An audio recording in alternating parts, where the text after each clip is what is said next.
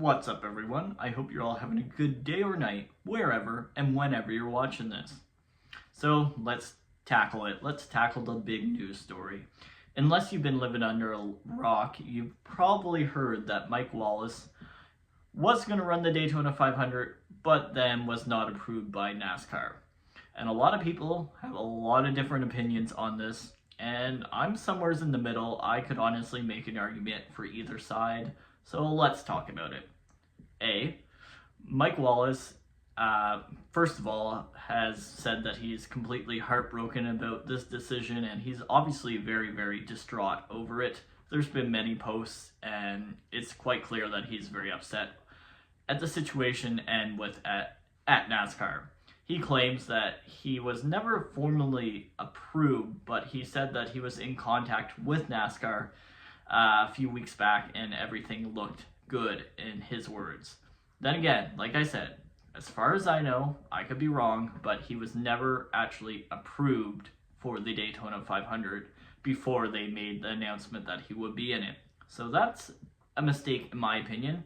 I get it, he was told things look good, and you probably would have assumed that you were going to be approved, but you never actually were approved, so that is one thing to remember. I still understand why he would be upset, of course. A lot of people are making the argument regarding them letting Helio Castroneves, who is not NASCAR known, racing the Daytona 500, which I can understand that argument, but hear me out on this one. Age, whether we like it or not, makes a big difference. Mike Wallace is 65, Helio is 49. That's a big difference.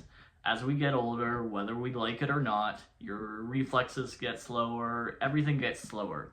I'm not saying that's the perfect reason why they said Mike wouldn't be able to race, but that's just something to think about.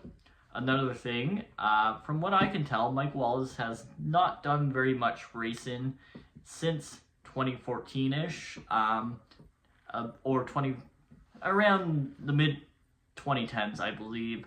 Like I said, I could be wrong, but from what I gather, not much has been done. Helio has done a considerable amount of racing in that time, even winning multiple Rolex 24s.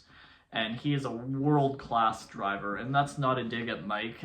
He has multiple wins in NASCAR, but it's just, I don't know, like I said, it's really a hard situation, especially not knowing all the behind the scenes facts that may come out in the coming weeks, or maybe we'll never hear about it. I am kind of curious to what NASCAR truly thought about this decision and how they came to it.